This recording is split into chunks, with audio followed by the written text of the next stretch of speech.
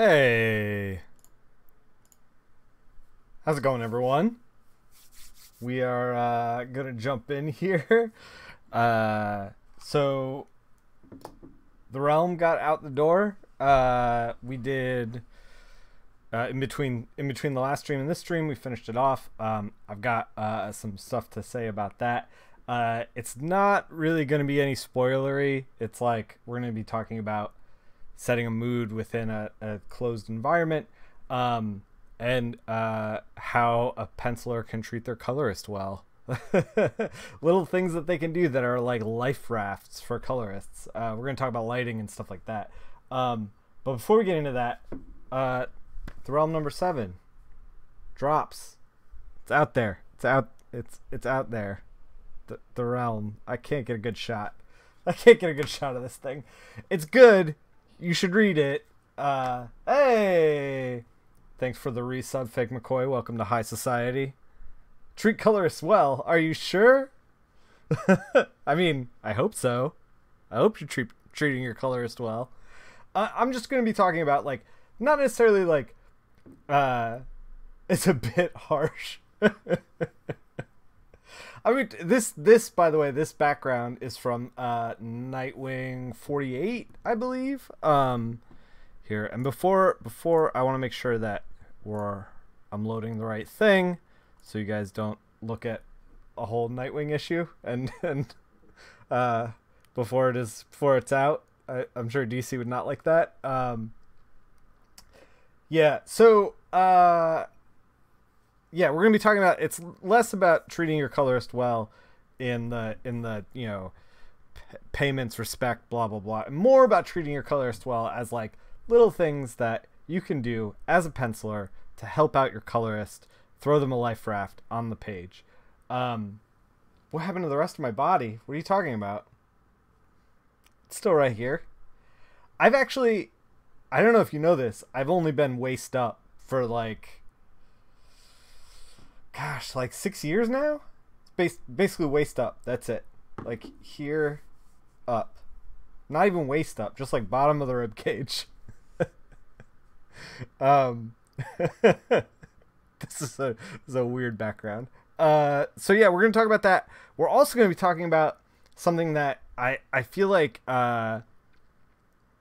we've been it's kind of been in the air lately that I haven't had time to talk about yet, but I think it's very, very important to what we do, which is make comics. But before we jump into that, let's cut over to here's progress on the Ultimate Portfolio. I've worked on scanning some more pages. We've hired out Barry Colors, Joel, and Black Mule are all going to be doing some flats. They're going to be flatting the 3 things hired out from the Discord. So we're going to get to see all that stuff. So in addition to like the Batman pages that you've already seen, and the Next Wave pages that you've seen, these 2, we're going to be doing these Bone pages. So these Bone pages I picked for the specific reason of, this is like way into the series, but you don't necessarily need to know exactly what's going on.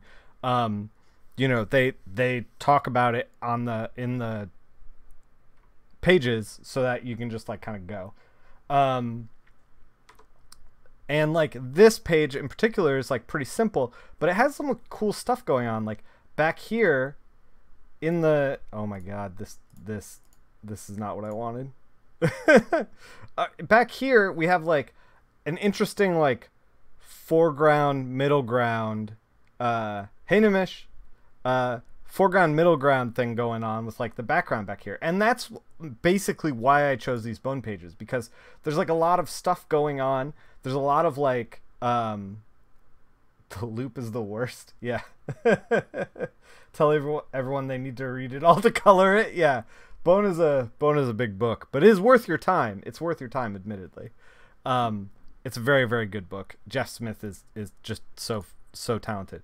So you have like a lot of like foreground, background elements. You have like, especially in this page, how to separate, where you want the viewer to look versus like where the viewer is trying to look. You know, you can direct your viewer with color very, very well. And then on this last page, you have like, not only is it like, okay, so we're doing market daytime, but they're in an alleyway, so it's dark, and then they're talking in the alleyway, but they're like half in the alleyway, and then like they separate, and then he's like in the darkness over here, and you know, he's trying to avoid these guards, and then he kind of gets pinned in, and you can, through color, create a sense of enclosing darkness on him. And that's the goal of these bone pages, to like be able to tell that story. And then Stray Bullets pages, which we already have one in. Basically, these pages are awesome. So these are the Stray Bullets pages. So first we have like this situation where this bully is licking this cupcake for this person at this kid at the desk. The cupcake is licked, and then the kid goes buck wild, like stabs the dude, the bully who did it. The classroom is in chaos, and like trying to figure out how to put the action here, like with the stabbing in the chaotic room of the classroom, is going to not only be the crux of this, but also like there's a scene change there. So you have to ramp up the intensity on these pages, and then also make a break and like put the brakes on that intensity and go to the next page. Also, you can ramp it up in these 4 pages. These 4 pages are very like, you wouldn't think that there's like a lot you can do like visually, but like I think that we might do these pages on stream, because I really love Stray Bullets as well as Bone. I kind of want to do the Stray Bullets pages and the Bone pages, but like maybe we'll chip away at that.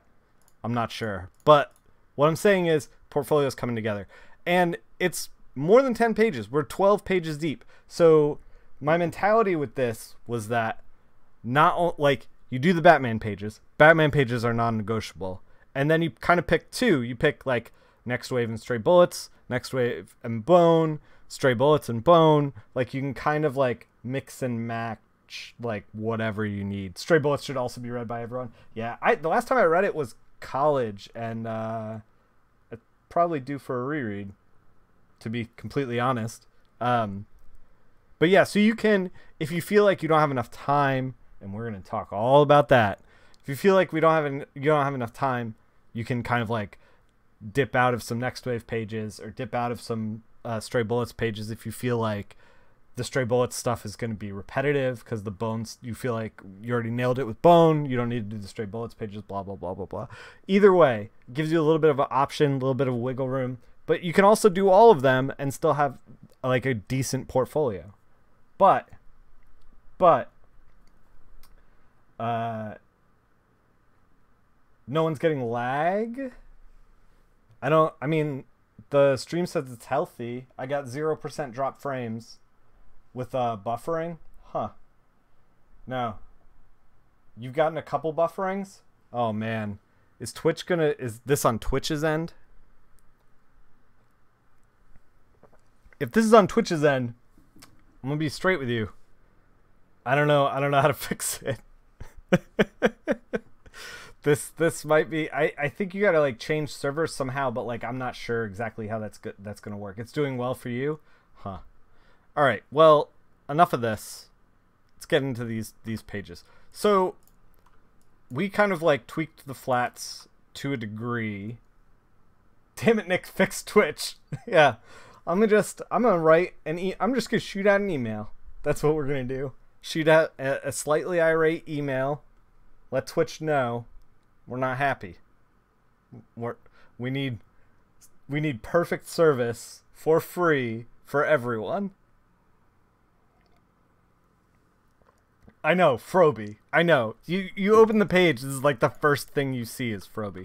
Actually, is this a hole in his cape? I think it is.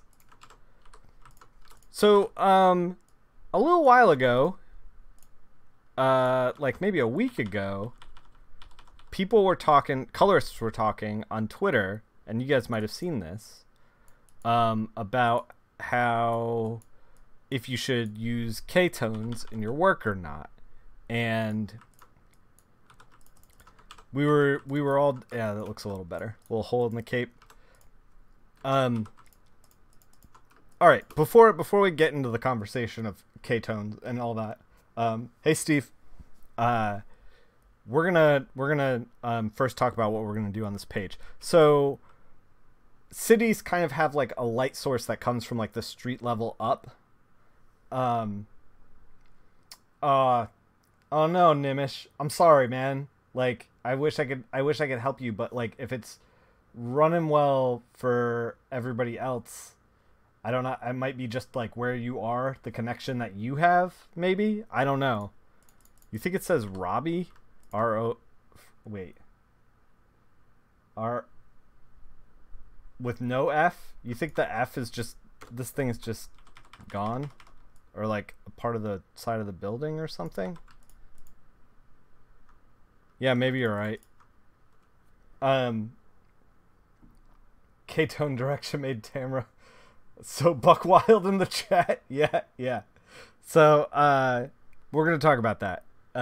Especially because DC is changing its paper. And I got the vibe that they are a little bit nervous about some colorists.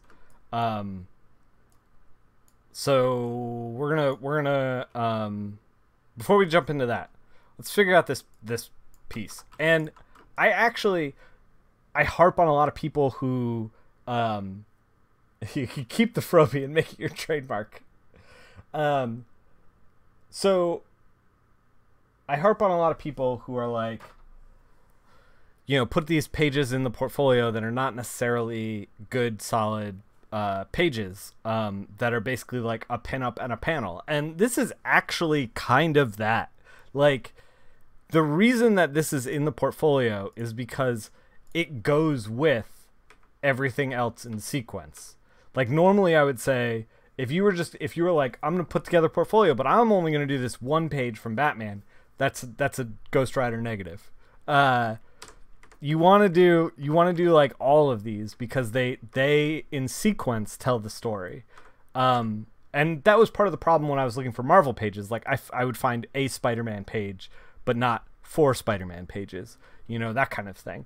And the reason that this page is included, why I didn't just cut it off at page 15 or something like that, is because, like, we have basically barely any city stuff.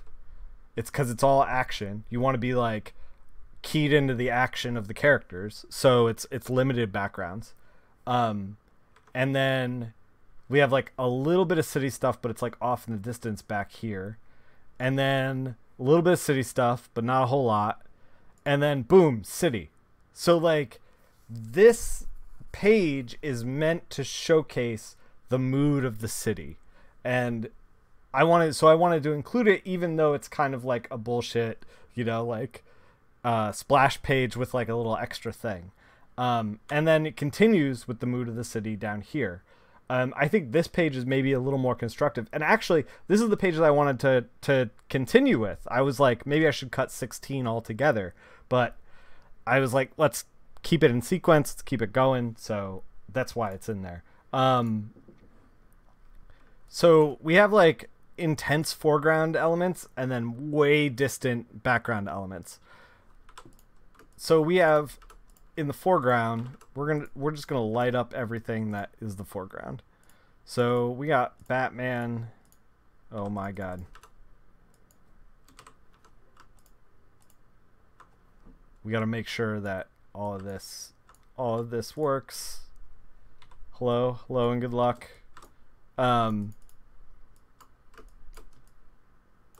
Yeah, so we have Batman, Catwoman, and then in addition to Catwoman,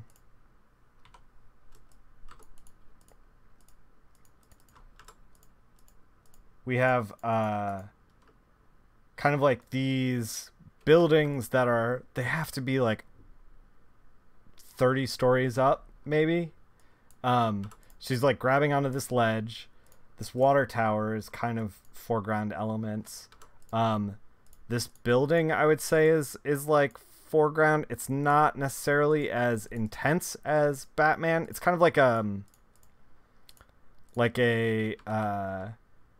kind of a half.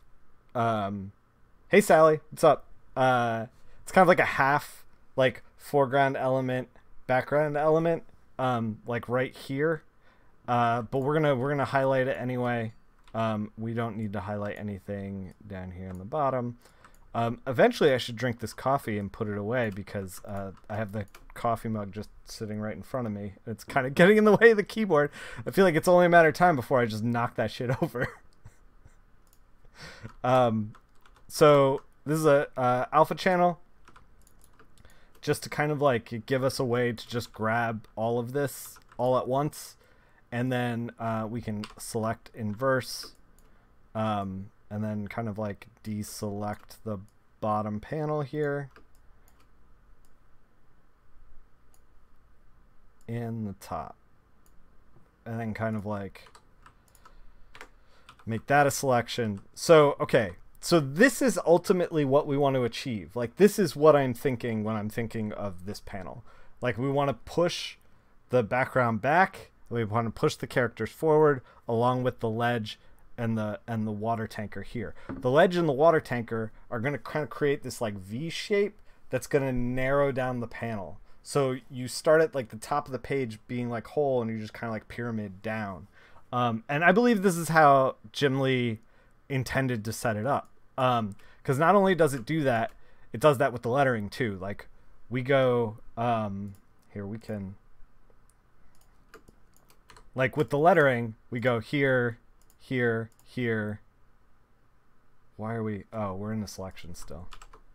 We go here, here, here, here.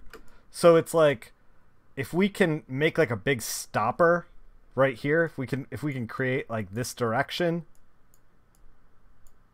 like that's what we want to do storytelling wise. That's what we want to do in order to direct the person through the page. We want to like subconsciously influence the way their eyeballs move around the page.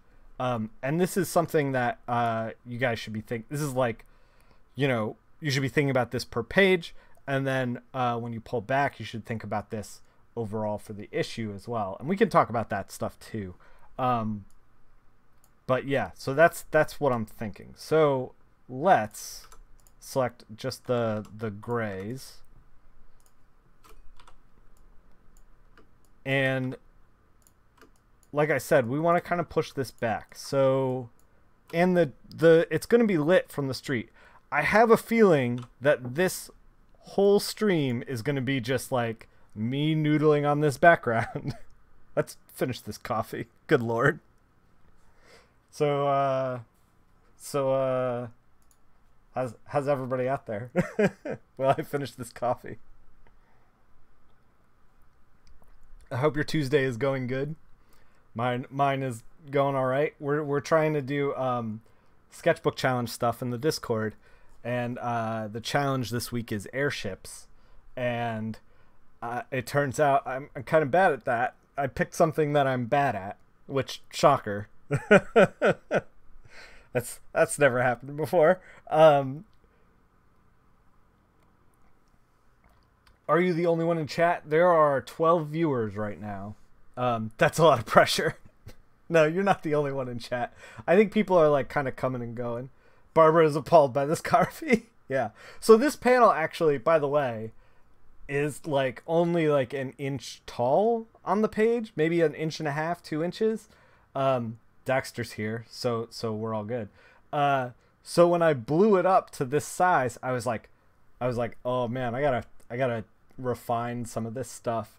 That's one of the things that I'm like struggling with Nightwing, is that occasionally people are posting screenshots from Comixology from the guided view, which means it'll take a panel and blow it up like 4 times the size, and then they'll post it, and I'm like, no, you're not supposed to read it like that. Like, that's not how it's intended on the page. And my coloring starts to look a little sloppy when you blow it up like that. But what can you do? I don't know.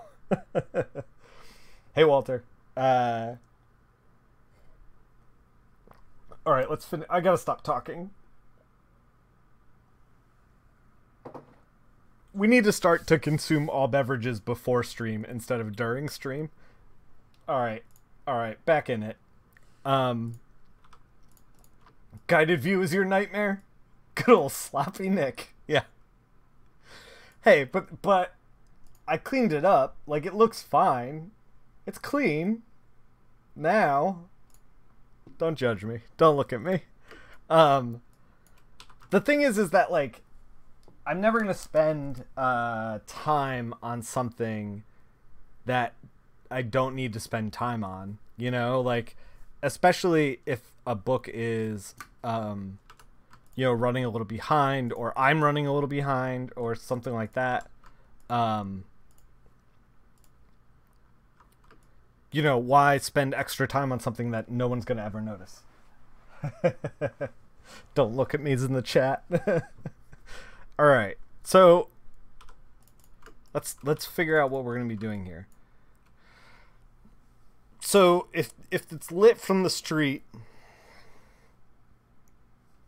then everything at street level should kind of be lighter, and Batman and Catwoman should be kind of darker, and they should push forward because of that. So we're gonna take a yellow question mark.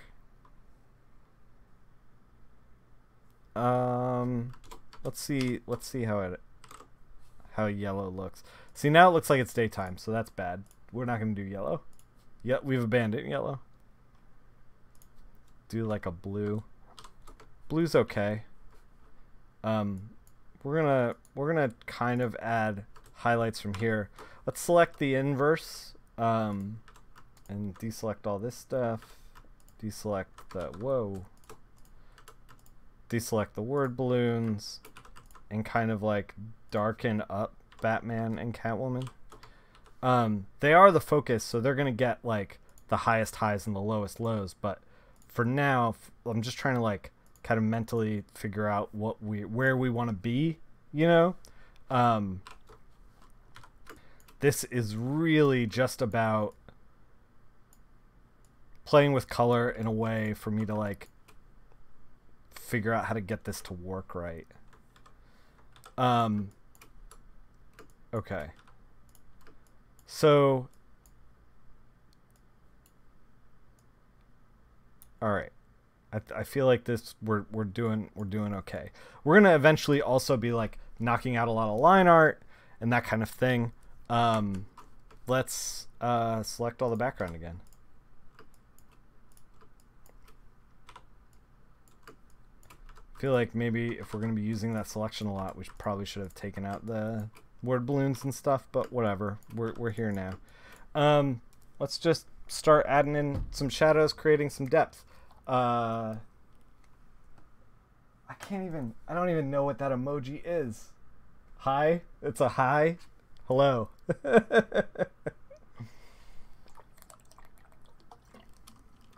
So, one of the things that Jim did not do... Oh, we got a little chunk of something up here. We're going to select that.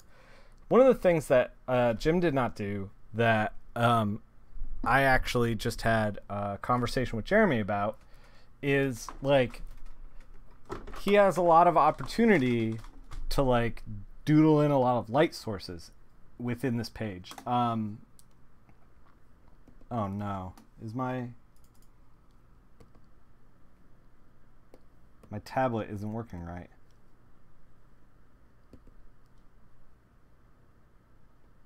Shit. Hold on. This doesn't count. Don't look at this. Let's save it. Lately I've been having a problem where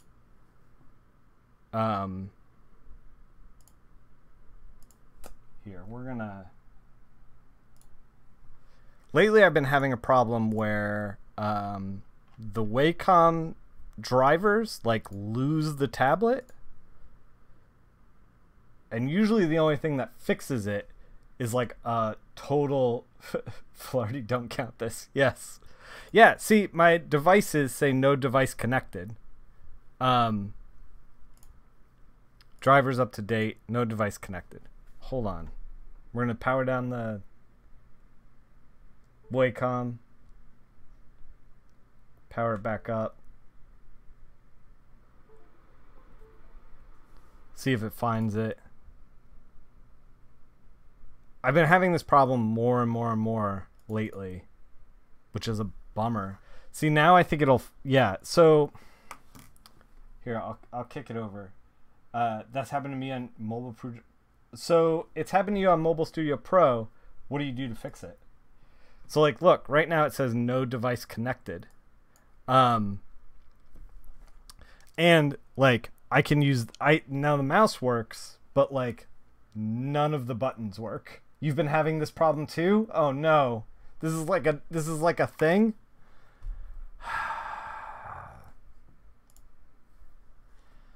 So like we can use the mouse till our heart's content, but like I can't use any of the undo buttons or anything. Sometimes restarting in Task Manager fixes it. Huh.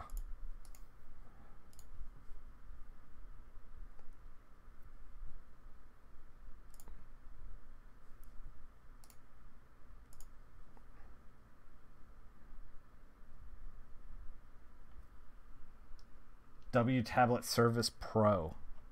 Do I even have that? Oh my god, there's like a million things on here. Can I search? I can't search.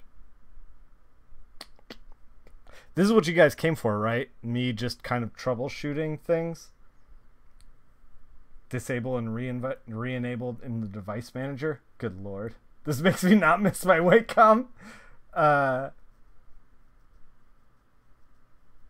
Tablet input service. That one in tablet input service.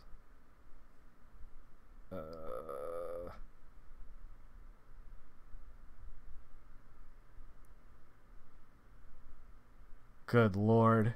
This is my living nightmare.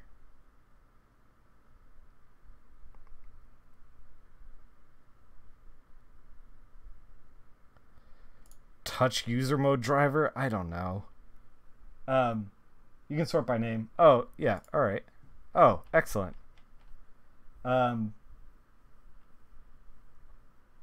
Nick, I can call you on Skype. Oh, God. Is this what this stream is turning into? Look, sometimes things go wrong. I've always just restarted, but since we're running a stream, like, I don't want to restart.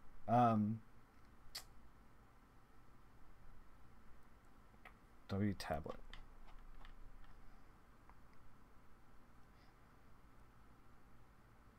I don't see W tablet.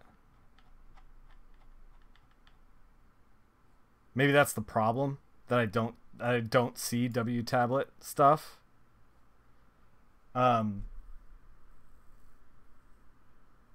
Yes, on-air tech support. Yeah. You can also check the services tab at the top. Oh, here we go. Restart.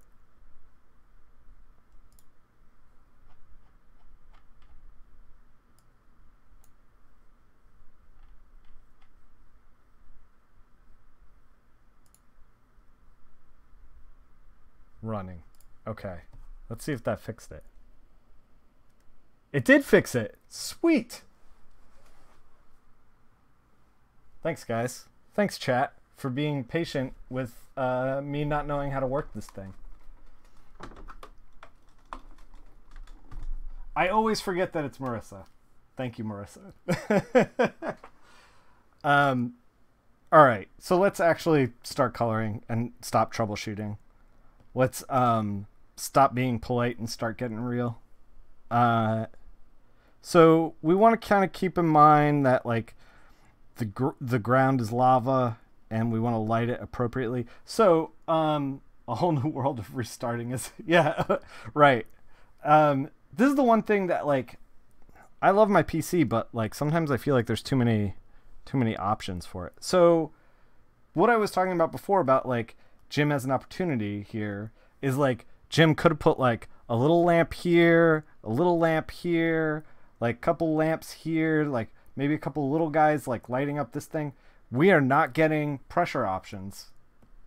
This is all giant weird. Oh God. No more troubleshooting. We're back to troubleshooting. Here's the thing. Why don't I have pressure options now?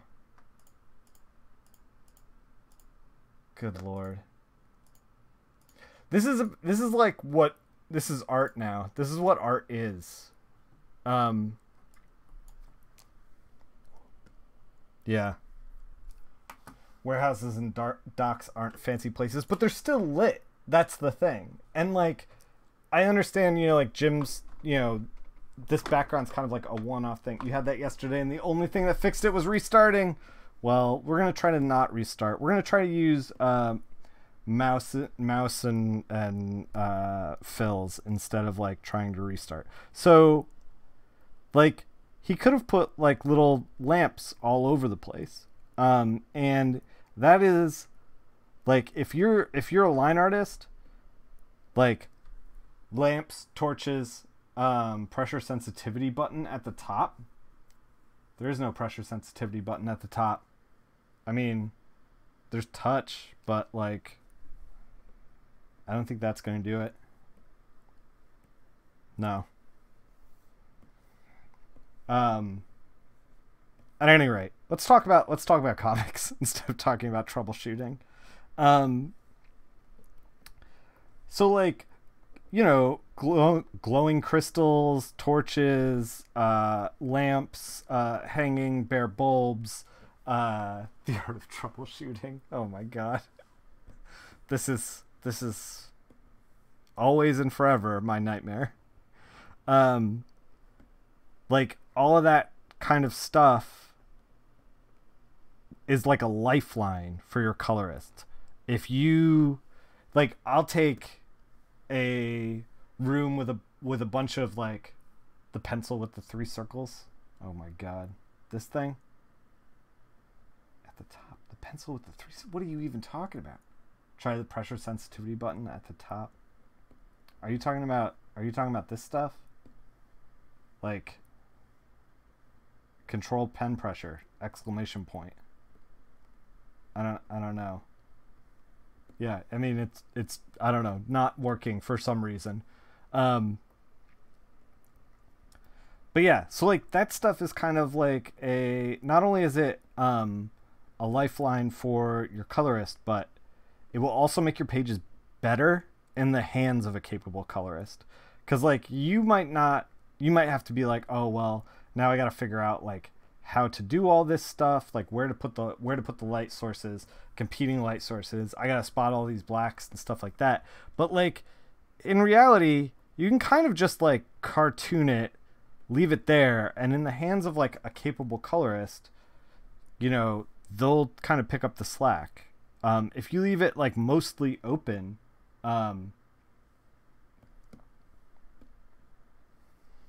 at the top, this guy still having problems. Yep, still having problems. Yeah, you're gonna like end up having a richer product for it too. Like if you put those kinds of things into your comic book, you will end up like having more dramatic things going on. If you just think about it like this. If you have a room and it's like a bare bulb hanging in a room, and somebody being like a gangster being like questioned in it, like that creates like a couple different colors going on. You know, it's a really interesting moment. You get a lot of really cool shadows, blah blah blah blah blah.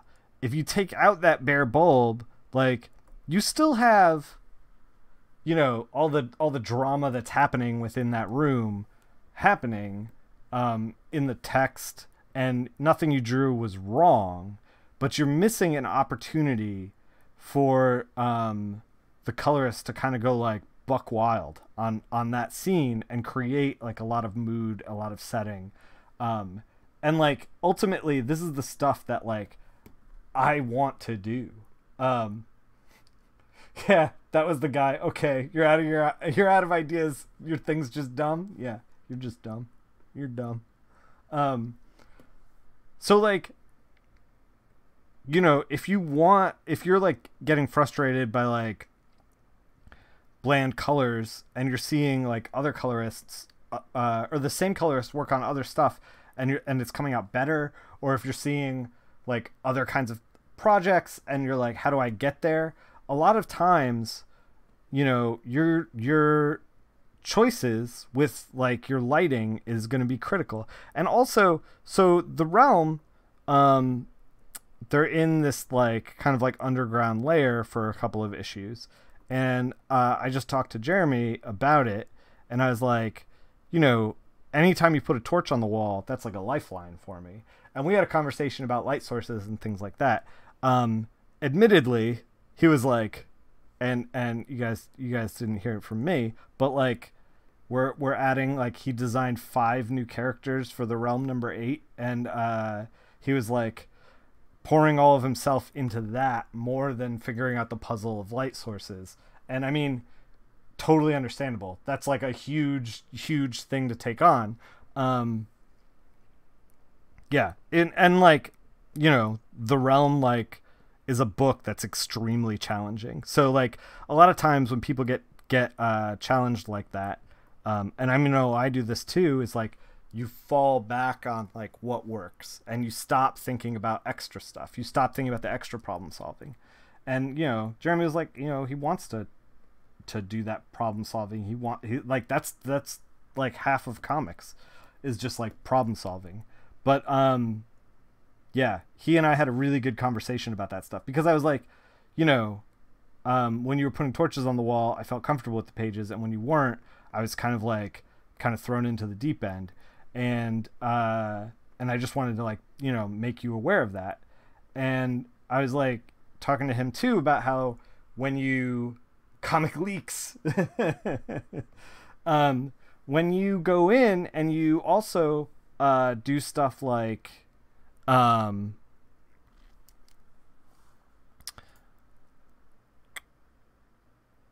on, somebody's Barry's helping me with tablet stuff.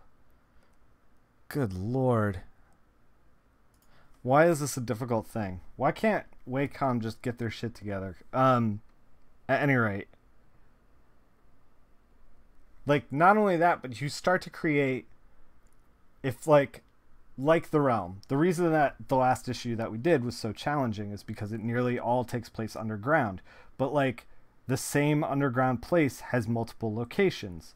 So like obviously he's thinking about it in multiple locations. But when I have to go in and put the mood down on the page, it starts to become like, all right, well, this place has to have its own mood and this place has to have its own mood, so that the reader understands that like these are 2 separate areas. And the only way to do something like that is with color.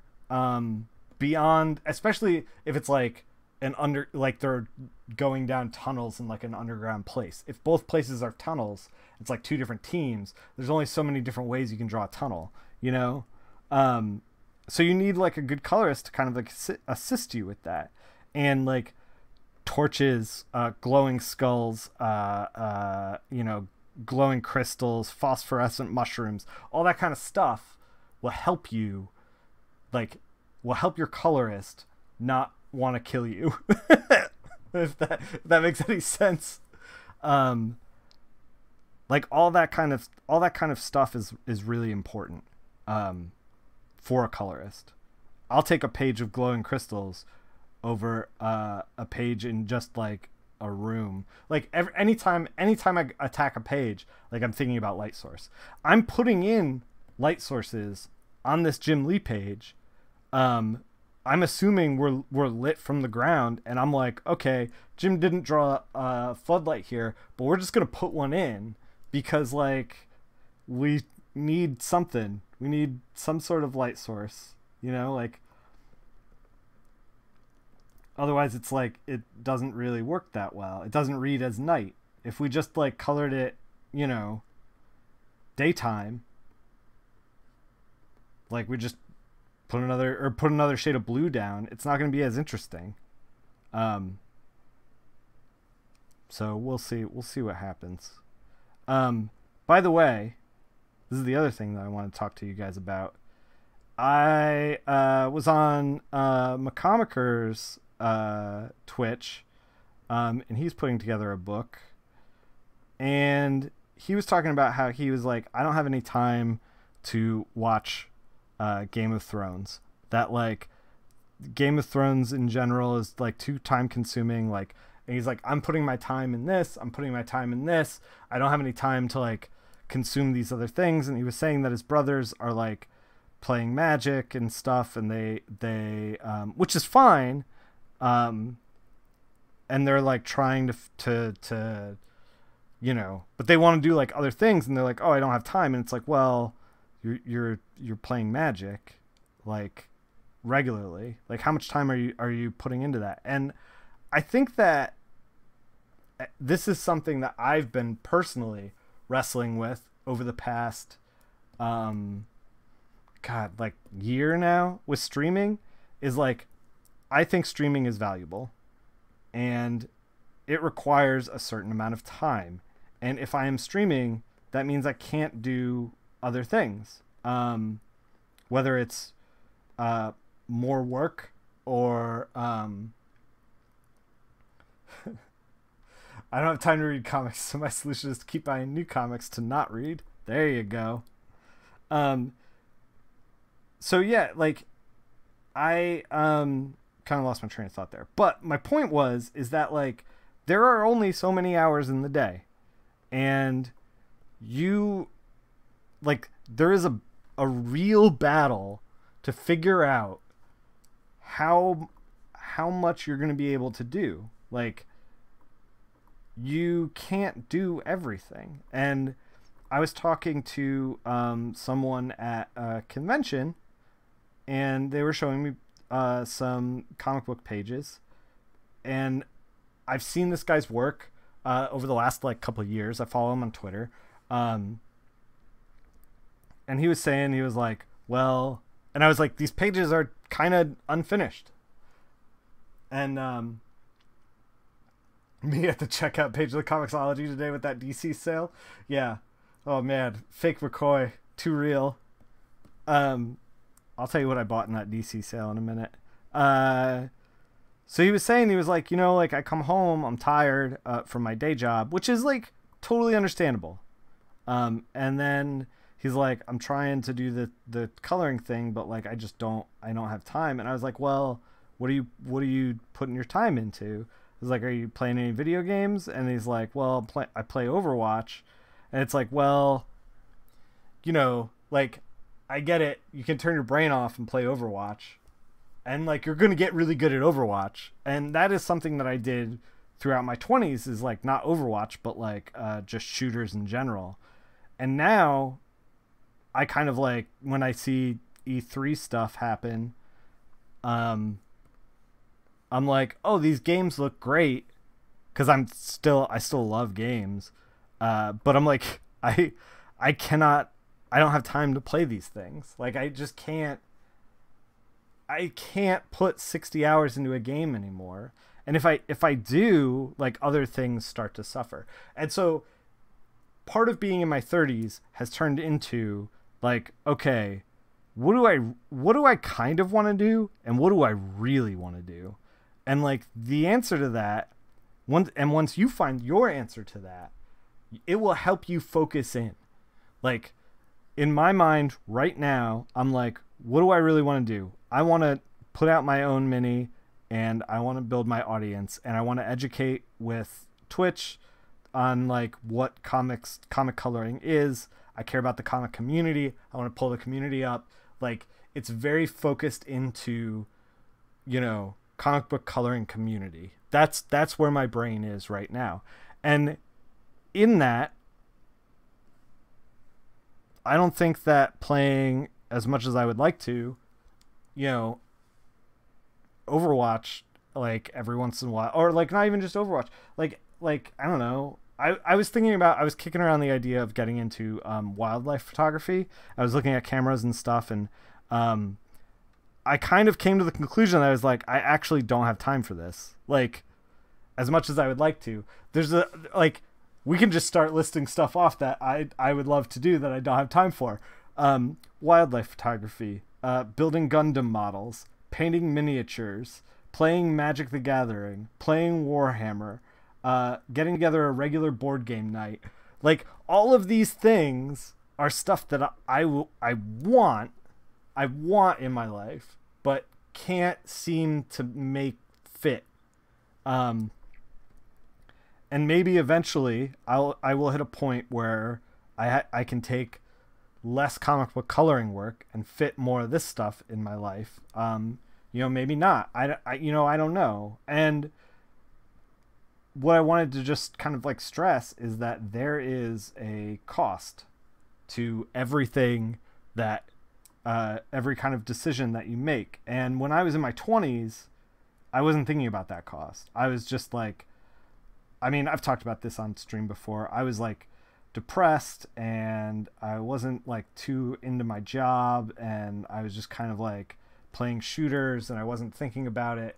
And I was just kind of like in this space where I wasn't thinking about my work in a way that's like quantifiable, how to fit all the jigsaw pieces in with a clear goal. You've always had a hard time with time management.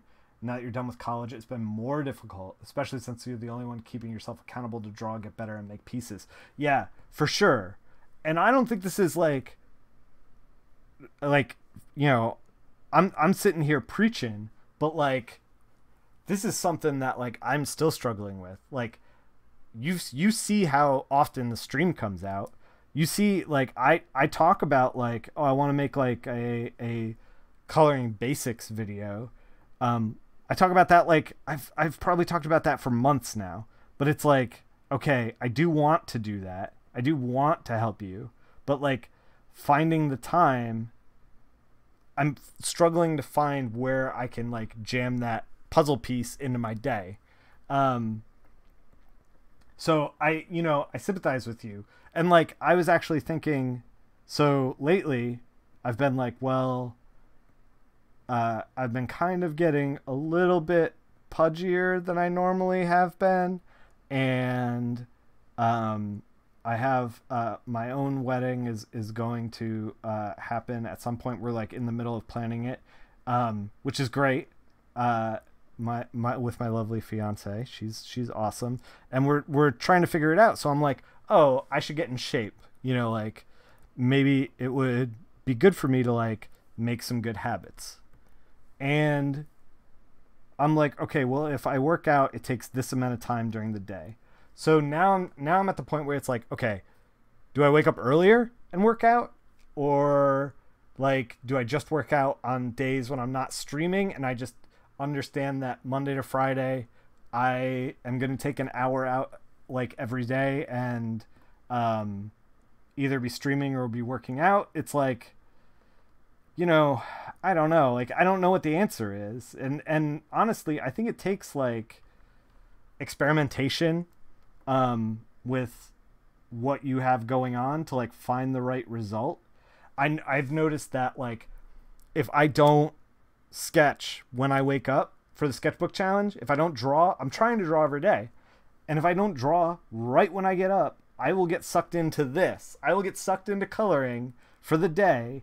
And when I start working on coloring, there's enough there during the day for me to do for the regular day job that I won't stop until I'm exhausted, and then I'll go to bed, which means that like I won't end up actually doing any coloring, any drawing. And so I was like, well, all right, how do we hack this system? Before I even sit down, before I even like start drawing, or before I even start coloring, I draw. I don't check my email. I don't see what's on fire, who needs stuff when. I just kind of like just put that aside and draw. And I realize that a lot of you probably don't have as flexible a schedule as I do. Especially if you're just starting and you're working a day job and stuff like that. But like, I urge you to think about what's important to you, and not just what you want to do, but like what you kind of need to do. You know what I mean? Like, it's kind of a weird thing. Just wait till you have kids. Yeah. So it's funny that you say that, Chaz. I was talking to Nolan Woodward, and he's another colorist. He's great. I talked to him over the Heroes convention, and he was talking about kids stuff, and I was like, so, like, I know he's also a very smart guy, very cerebral. Like, he is quantifying all these things that I'm talking about, and I know it because I know him. And I was like, so how much of an impact does having a kid have on your schedule? And he was like, oh, 2 books a month. And I was like, what? And he was like, yeah. He's like, I could normally do 5 or 6, and then with the child, I can now only do 4. Like, they take time, and they want your time. And actually, this is what you're saying about kids is a big reason why I'm not exactly thrilled to have kids personally. I think that we might make the decision to not do that. But you never know. We'll see how it goes. You don't even have breakfast till a couple hours after you start drawing now. Just get some coffee and sit at the desk. That starts to help you get you to draw. Yeah, man. I think that most of life is starting to figure out like what those little life hacks to get you to do the things that you want to do are going to be. I was talking to Nimish, actually, who I think was having struggling with the stream as far as getting it to work right. He was saying he got an email from a guy who was asking him to color some pages, and I'm not going to get into the details, but he was like, I don't know if I should take this project. And I was like, well, and he was looking for advice. He DM'd me on our Discord. So, and by the way, you should hop into the Discord. If you have questions about this kind of stuff, like, I can give you my best advice, Yeah, use coffee as time as email, see what's on fire time. Yeah, I feel like figuring this stuff out is important. Congrats to you morning people, getting up as late as possible for work in my first hour. You're basically useless. Oh my god. You go through phases. Some weeks you can color, some you can't. Yeah. Which is totally understandable. And like, so anyway, I'll finish with the story about this job. So like, he was like, I don't know if I should take this job. And I was like, well, what's in it for you? What's your goal? I don't know what your goal is, like, if this job facilitates your goal, take it. If this job does not facilitate your goal, don't take it. And I feel like in order to make accurate choices in your life, as far as like where you want to like put your time, you need to understand what your goal is. So once you understand what your goal is, then you can kind of figure out where to put your time. And I'm not saying the last thing that I want is for a bunch of like workaholics who don't do anything but comics, because like I don't think that's healthy either. Like, your cat turned you into a morning person. Don't look at me while I avoid working on comics to play video games. Yeah, see, like, that's not what I want to say either, because like, video games are fun, and I like video games. We try to play video games on the weekend on this stream, and you see how often that works out. But like, I do like video games. I want to play them, and recreational time is important, but it's like, okay, like, I also want to spend time with my fiance, and that is important to me. And I could play a lot of video games if I did not have a fiance, but I don't know if I'd be happier, You're trying to make yourself into a morning person? Yeah. I actually, once my fiance started, she was a student for a while, went back to school, and once she started like working a day job again and like getting my ass up in the morning when she got up, like I suddenly, like, the structure of everything started falling into place. Like, I really feel like waking yourself up is in the morning is an important step to all of this. Um, I used to kind of think that, you know, the thing that I liked about being a freelance comic artist is that, like, I'm beholden to no one, and, like, I can get up whenever, and, like, it doesn't matter. But, like, the more that I, like, work this job, the more that I realize, like, oh, like, there's a million things I want to do, and I only have X amount of time to do them. I need to get up and, like, get shit done. You guilted me into closing it. That's not the goal. No, that's not the goal. You should do what you want to do. Just make sure that you understand, like, you know, all of the things that go along with that. Yeah, he was like, well, he to the original story. I looked at this portfolio, and I was like, oh, you didn't color these buildings in the back. Like, this page isn't done. And, like, I can see that. You get up at 4 a.m. every day because you're still in cafe mode? Whoa. 4 a.m.'s intense, Marissa. That's too intense. But I was like, you know, this page isn't done. Like, I see these details that you omitted. Like, what's going on with that? And he's like, well, you know, I'm putting time into my day job, and then I also play Overwatch. And it's like, well, you should think about, like, what you want to do. Do you want to play Overwatch? Do you want to do your day job? Like, as much as I'm like, just quit your day job, you know, like it's a simple thing. Like, it's not, I know it's not a simple thing, first of all.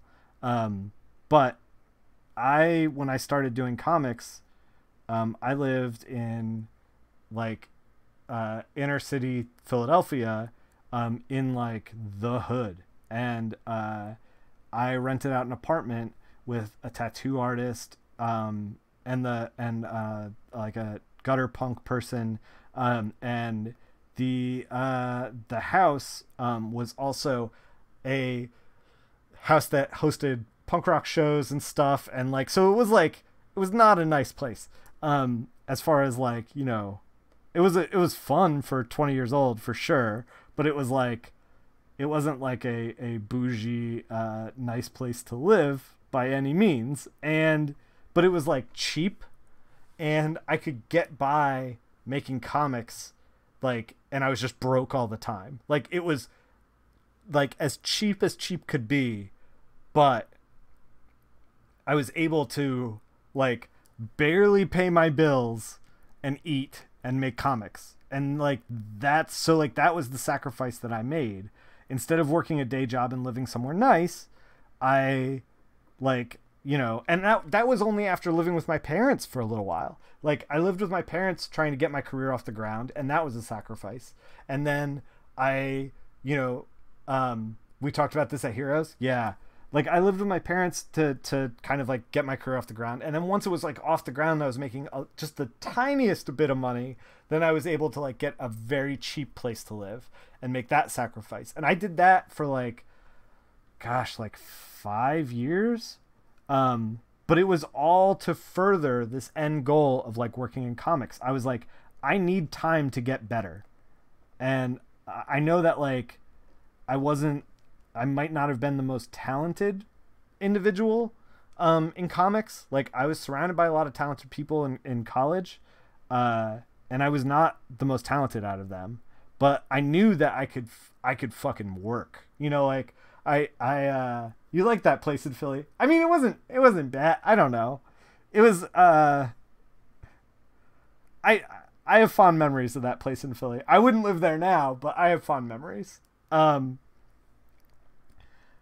But yeah, you know, like, I knew that I would work, and I knew that I would put the work in.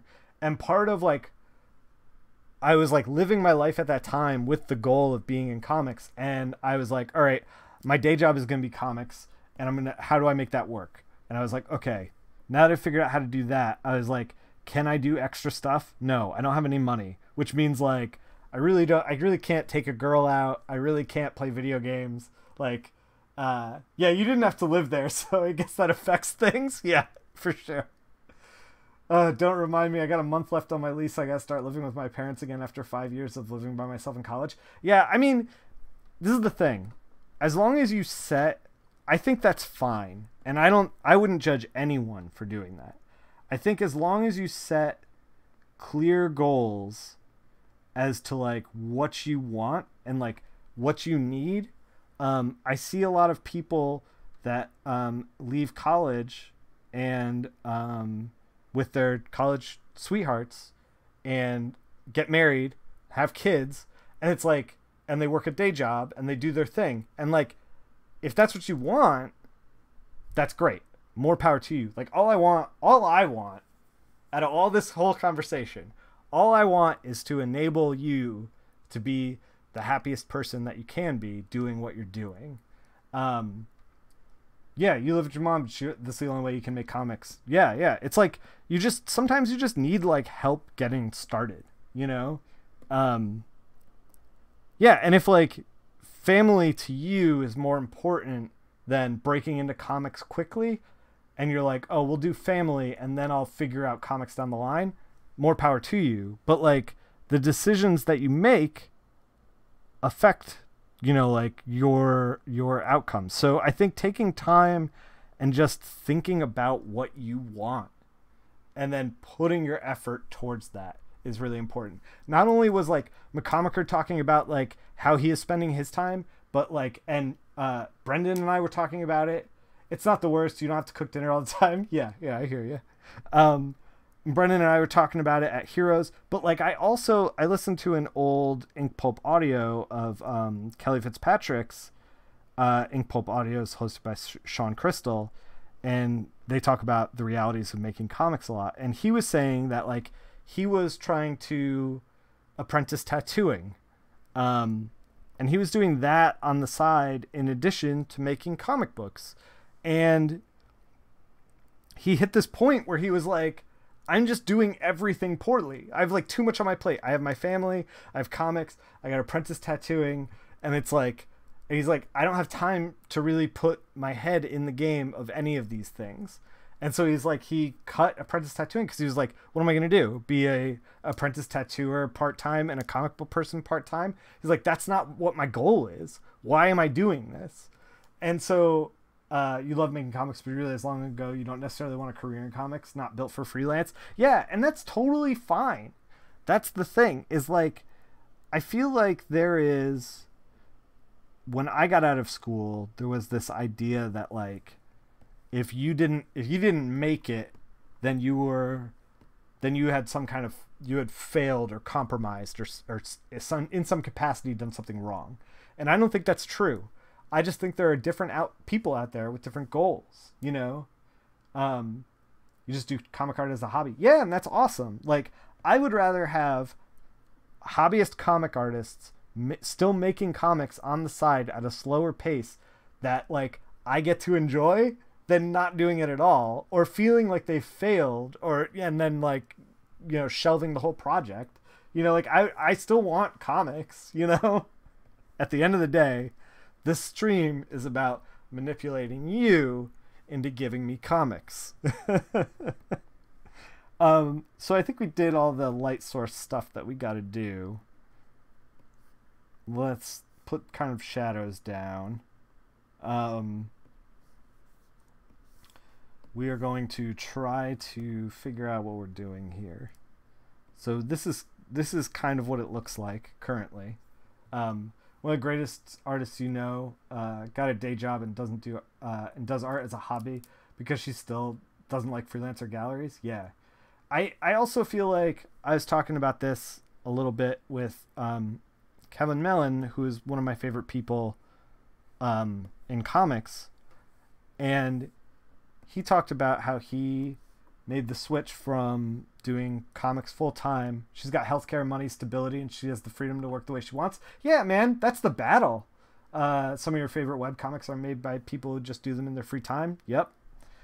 So Kevin was saying that, like, once he let go of his goal to make Marvel and DC comics on a full-time basis and started working at Archer, he was a lot happier.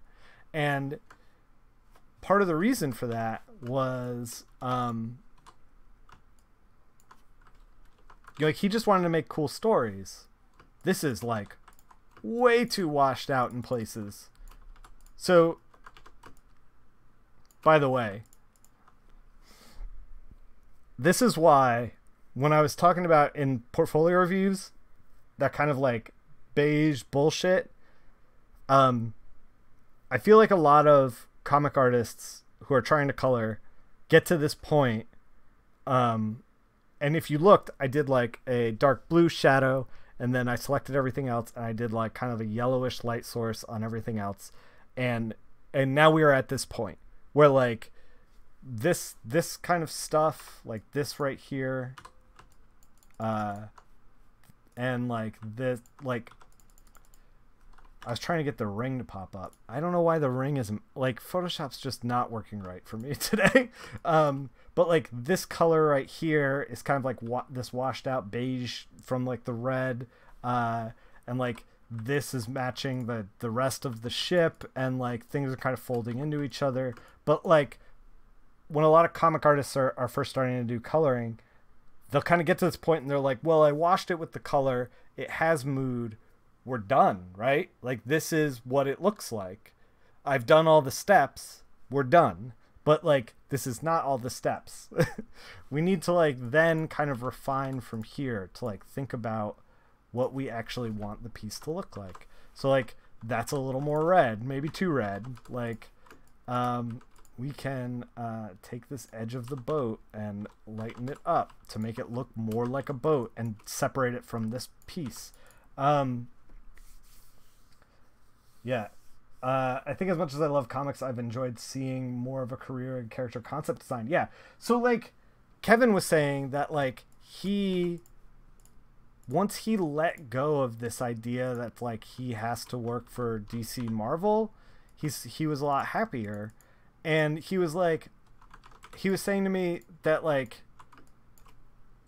that idea of like I have to work at DC Marvel was a goal that he had made when he was like 13, you know? And he was like, why am I letting my 13-year-old self like dictate these rules for me? Like, what is the point of that?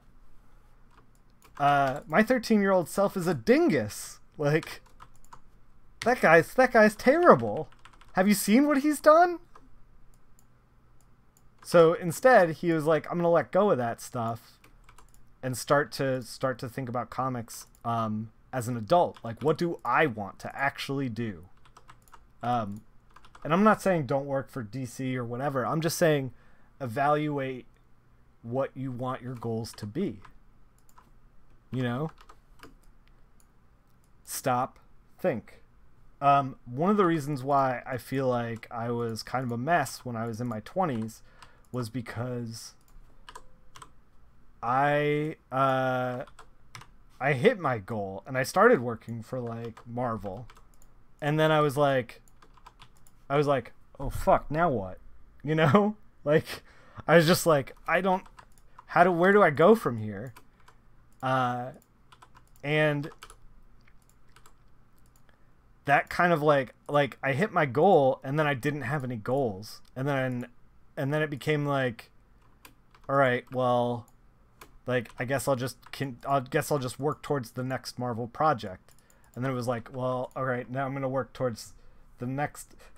Nick just doesn't want us to work with DC, so there's less competition. Oh my god, both of you in the chat with the same idea. No, that's not what I'm saying. If you want to work for DC, come at me.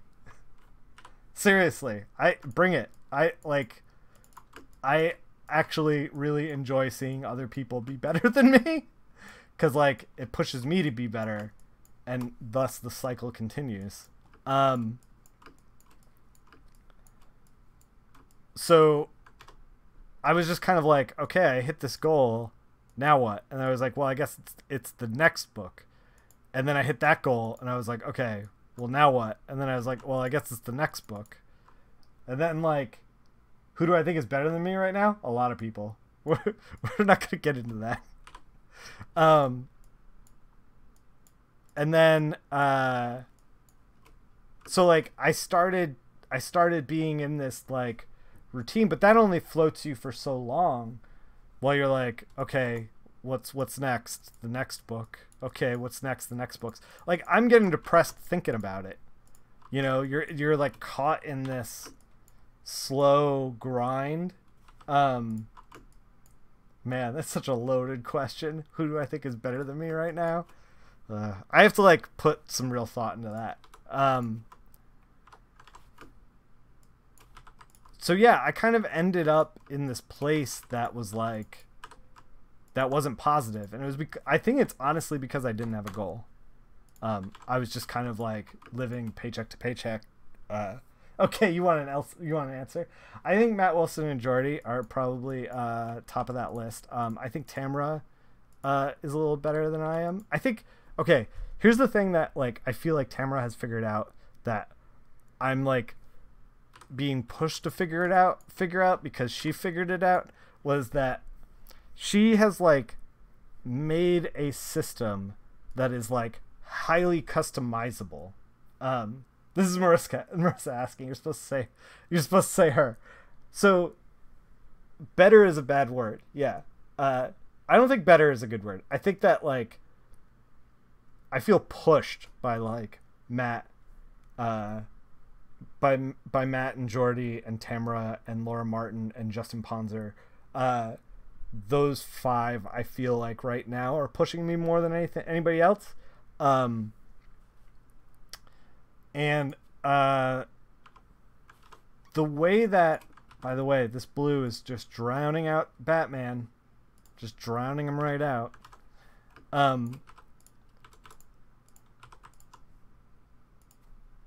Tamra has figured out how to, they're definitely top of the heap right now. Yeah.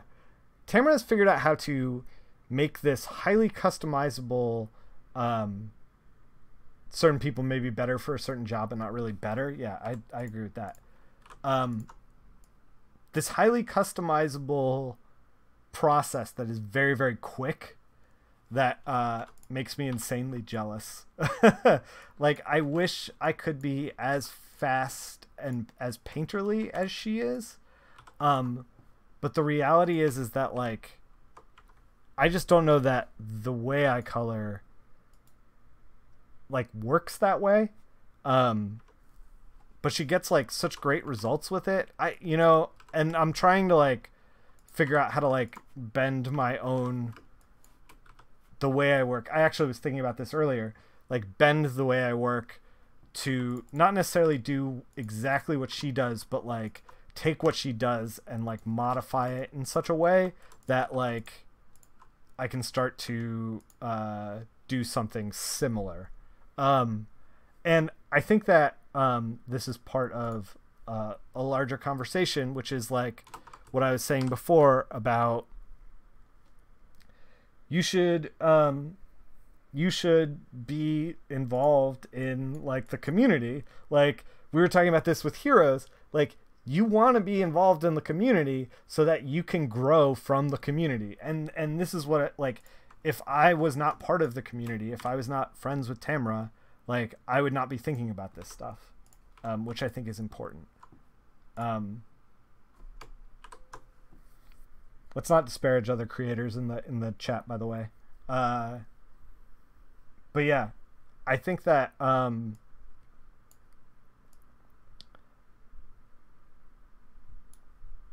I'm trying to figure out like how to. I'm actually gonna be working on an Andy McDonald cover for. Actually, I can show you guys if you hold on one second. Kick it back over to Nightwing. Give me a second and I'll bring it up. So we're gonna be doing this for maybe even the next stream. We might table Batman for a day. We're gonna be doing a beauty cover. That's an Andy McDonald cover. And it was a quick flat.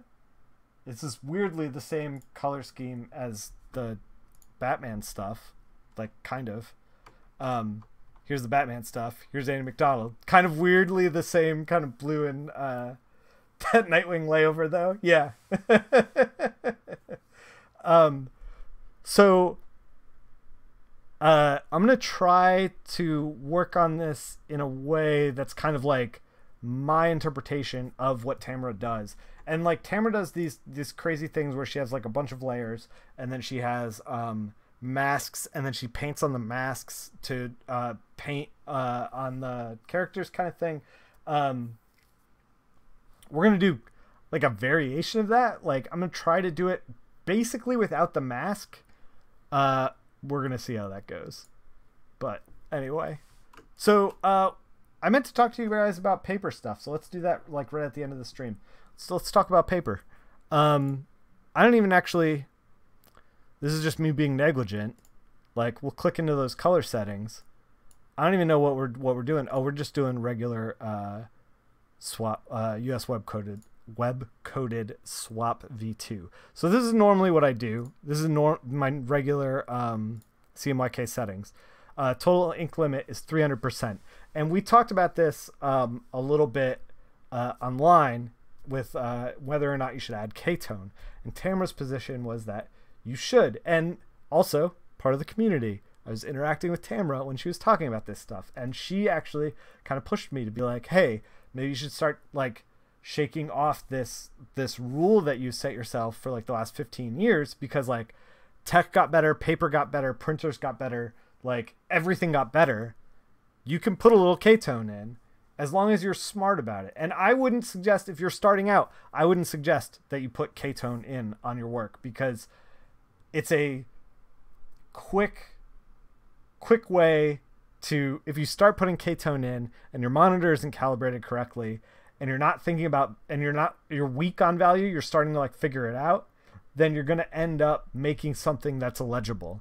Like you're just going to end up that way. You're going to put too much K-tone down. You're going to make something that's illegible. It's not what I want for you. So I would still kind of avoid K-tone. So, but DC just actually sent an email out that they're changing paper. And because they're changing paper, they want no K-tone in stuff. And they are talking about setting their ink limit at 240%. And this is where you would change something like that. Total ink limit right here. Rather than 300, you'd set it at 240. So you see the graph just changed right there. So instead of 300, so like this is the graph, it changes to 240. Is it DC main? Yeah, I think so. All I know is I got an email from my Nightwing editor, and she said that we're changing it. So she said, like, play it safe at first. But she also said, she was like, Nightwing doesn't look like it's a problem. And, like, in truth, I wasn't using any K-tone before this anyway. And I think that the thing that she's worried about is when artists go in and they add, like, a dark cyan, magenta, yellow, like, you know, something like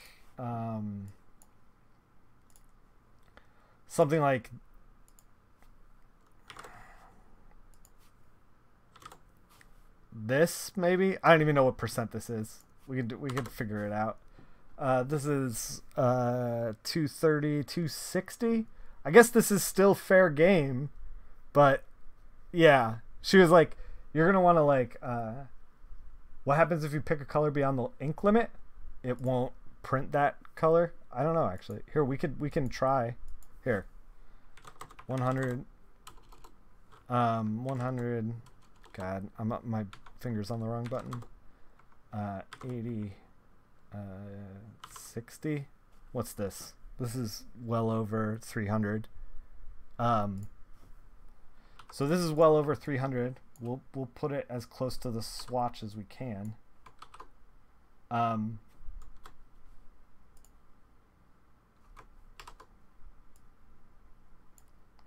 I mean, it looks like we're still kind of in that. Let's check the thing now. Yeah, it's still the same swatch. It probably just won't. Oh, are we still? It probably just in the finished thing might like.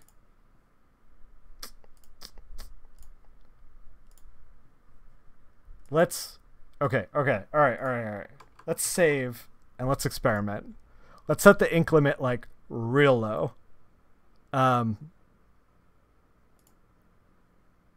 Maybe convert to profile instead. Convert to profile, CMYK, custom, ink color swap code. Yeah. Let's set the total ink limit to 100. Like, we can't even set it that low. Set it to 200. 200. Okay. So we've just converted it to profile for 200. So let's pick this dark color. All right. So mentally, part of being like this part of being a colorist is the least attractive.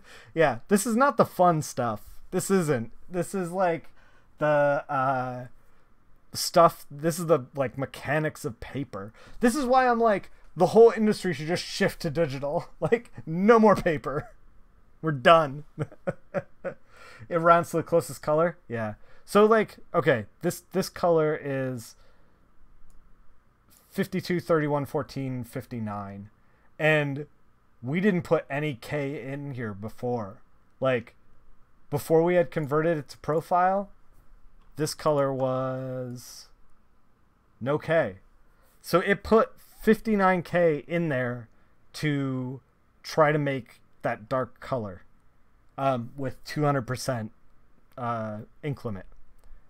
So it just became like it just totally changed everything. This part of colors, Lisa. Yeah.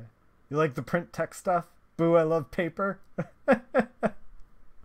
I mean, if we all just switch to RGB, then I could just do crazy crap all day.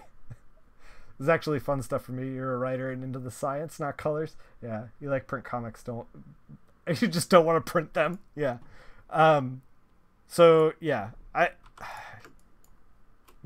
like right now this is what our black channel is, and when we made that convert to profile, this is what our black channel became. It went, okay, we're only doing 200%. That means half of this has to be black. And I mean, it still looks like the same thing. It's a little duller. I don't know if you guys can see that on screen. The switch. I'm gonna focus it on Catwoman, but like the switch on her is actually a little duller in the other profile. Like this is a little more blue, this is a little more gray. I think you can probably see that. I hope you can. Blue, gray, yeah. So it does the best it can, I guess. I don't know. But let's figure out what we're doing back here. Vectors. Oh my god, you're an animal. All this got me like, thank God's the colorists exist, so I can work in black and white and never think about it. Yeah. Yeah, it's funny, like the stuff that I think about when I was talking to Jeremy the other night, the stuff that I think about versus the stuff that he thinks about is just like two separate, like niche part of the industry. And he's doing all his pages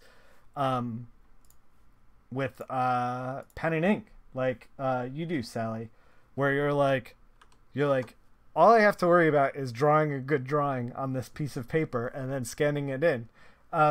You're not too dumb for color. Anybody, like, this is the thing, is like when I started doing this, I had no idea what I was doing. And if you look back at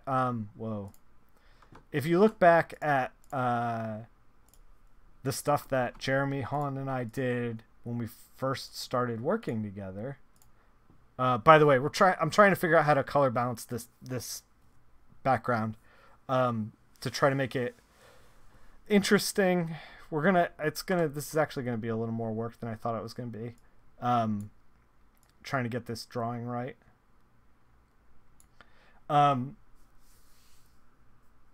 When I did my first work with, I think I talked about this on stream before.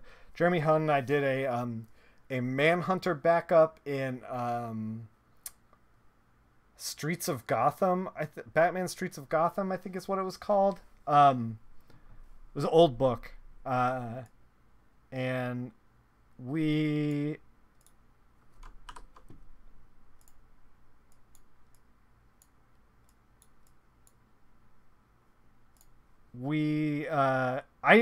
my monitor was too bright, and it was the first time I was using texture.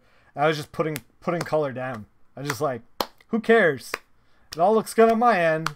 And then like I'd send it off, and DC would be like, Nick, we have to put this on a piece of paper. Please stop doing this. And I like had to have a couple conversations with like guys in production who were just like, you're killing us. Please stop. And the problem was I was putting too much ink down. My monitor wasn't calibrated right. I was putting too much ink down, and it was like drowning everything out. Like and you go back to that stuff, you can kind of see it. Like I was figuring it out. Like each of the backup stories in there are like a little bit different. I wonder if we should just wash this.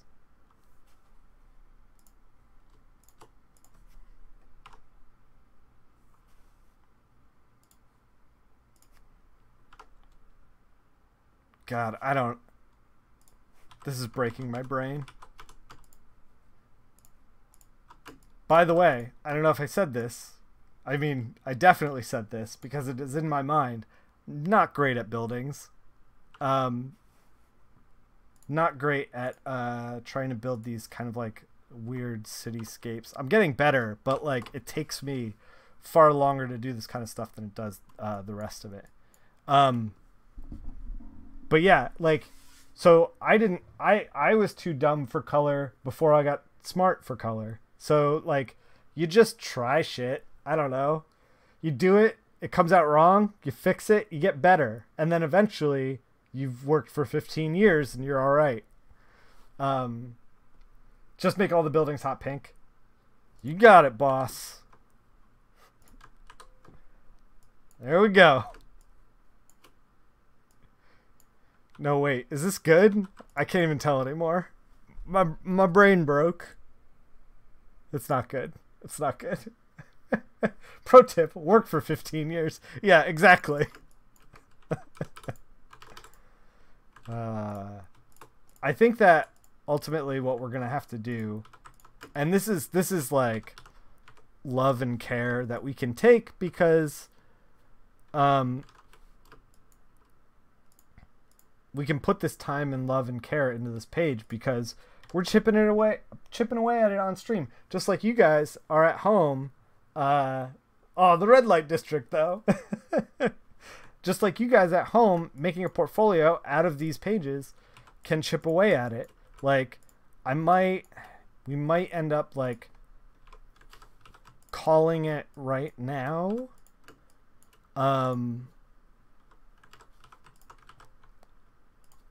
And then trying to figure out where we go from here when we come back.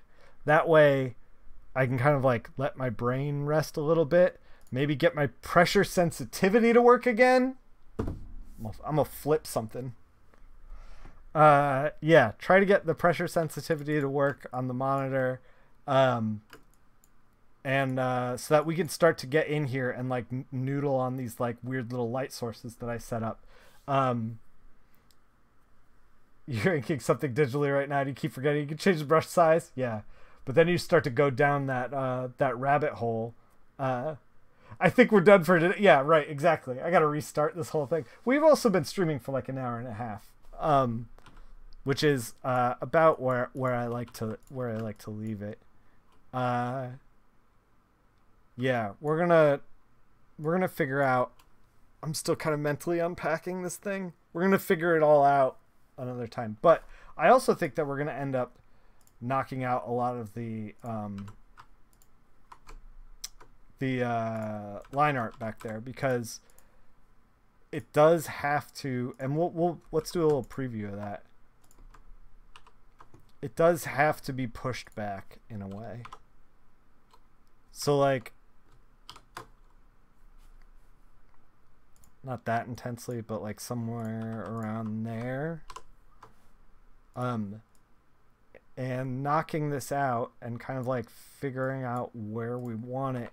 by colorizing the line art, we are going to also we gain the advantage of like the line art is going to soak up color really well. So if we start to put down, you know, light bulb flares and stuff like that, we're gonna start to get into that.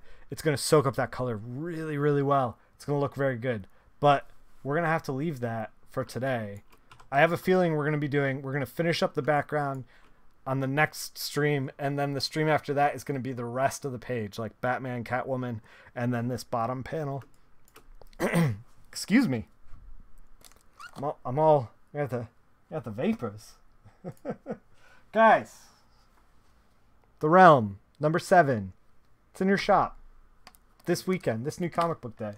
If you pick up stuff this new comic book day, by the way, you should come into the Discord and talk about it. I just read all of Justice League Dark. It was a little bit of a slog. Lurk mode off. You appreciate the streams that actually teach something. Many thanks. Yeah, no problem. I'm glad that you are chatting.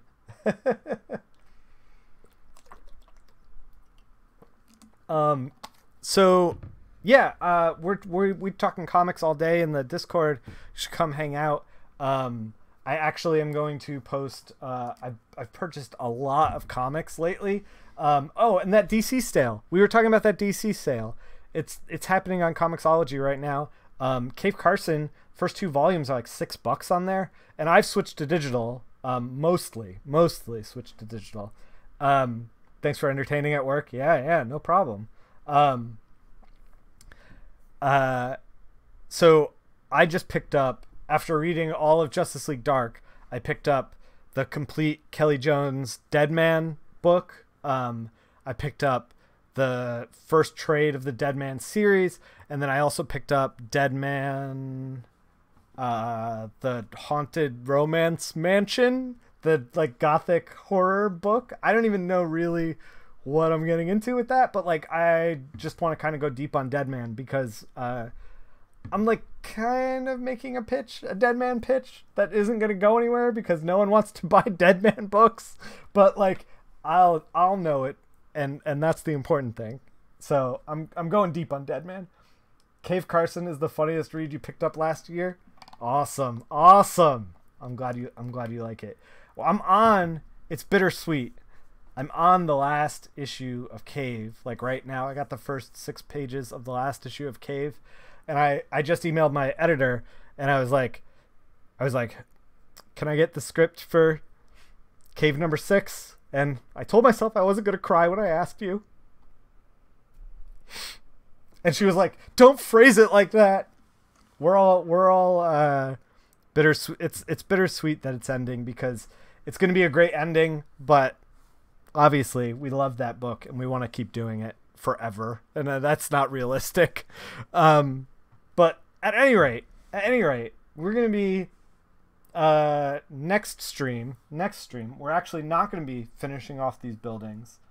We're going to try to get Photoshop to work, and then we're going to be working on this lovely Annie McDonald piece. I might actually stream tomorrow because I think this has got to get done this week. We might stream this tomorrow, and we're going to try to do a faux Tamra build. Hey, thank you for the follow, Zeta. Start as Zeta. Appreciate it.